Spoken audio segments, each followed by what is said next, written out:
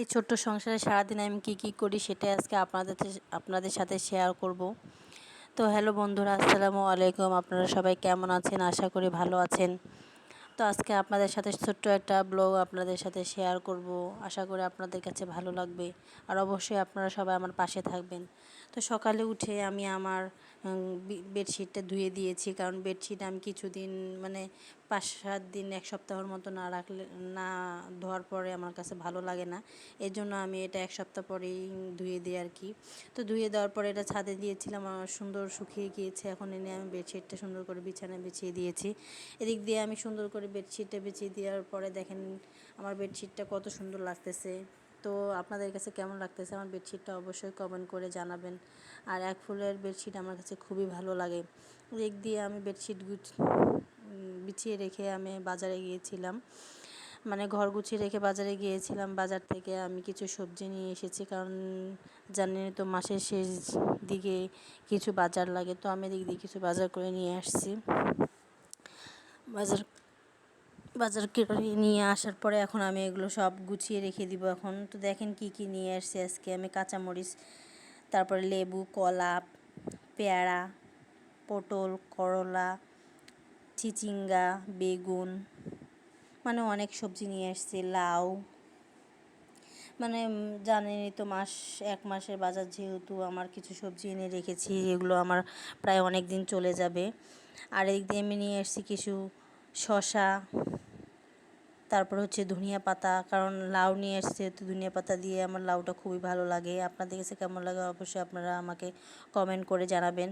তো এদিক দিয়ে আমি আস্তে আস্তে সব এনে এখন আমি ফ্রিজে এগুলো সব ফ্রিজ করে রেখে দিব, কারণ ফ্রিজে না রাখলে এগুলো নষ্ট হয়ে যায়।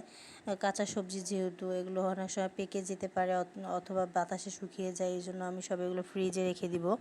তো এগুলো সব সুন্দর করে ফ্রিজে ঢেলে ঢেলে সব গুছিয়ে নিচ্ছি। যেহেতু অনেক সবজি, ফ্রিজের ড্রয়ারটায় সব সুন্দর করে রেখে দিলে মানে যদি গুছিয়ে রাখি ভাঁজ করে, তাহলে হয়তো বা অনেক কিছু আর কি আটবে ওটায়। তো এভাবে আমি সব গুছিয়ে নিয়েছি। আর এদিক দিয়ে আমি একটা ঝুড়িতে পেয়ারা আর হচ্ছে কলা রেখে দিলাম, আর একটা ঝুড়িতে আমি শসা, লেবু রেখে দিয়েছি।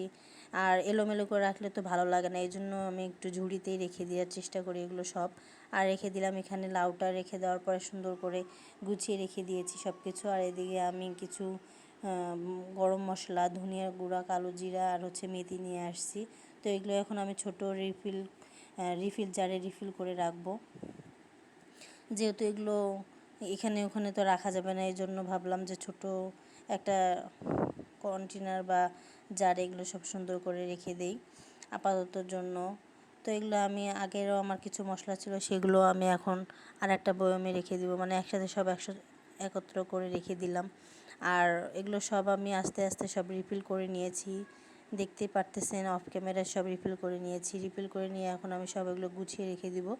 তো রেখে দিয়ে আমার এখন অন্যান্য কাজগুলো আছে, সেগুলো আমি এখন করে নিব, যেহেতু রাত হয়ে যাচ্ছে। এখন আমার রাতের খাবার কিছু আয়োজন করতে হবে। তো এদিক দিয়ে আমি রাইস কুকারে ডাল বসিয়ে দিয়েছি।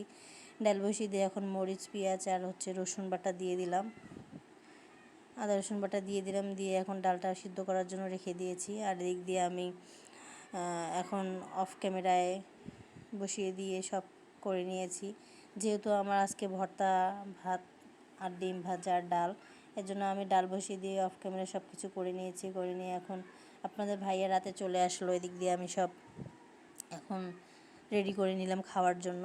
তো এখন ওকে আমি খাবার দিয়ে দিলাম আর ভর্তা উঠিয়ে দিলাম। আর ও বলতেছে আজকে অনেক ভালো হয়েছে খাবারটা, কারণ মাছ মাংস প্রতিদিন খেতে খেতে আর ভালো লাগে না, মাঝে মধ্যে একটু ভর্তা ভাজিও খেতে হয়। তো আজকে আমার হাজব্যান্ড অনেক খুশি হয়েছে এই ভর্তা ভাতি করার জন্য, কারণ ও অনেক পছন্দ করে ভর্তা। তো আজকে আমার ব্লগটি কেমন লাগলো অবশ্যই আপনারা আমাকে কমেন্টে জানাবেন। আপনারা সবাই আমার পাশে থাকবেন, আর আমার এই ছোট্ট চ্যানেলটি অবশ্যই আপনারা সবাই সাবস্ক্রাইব করবেন। আল্লাহ হাফেজ।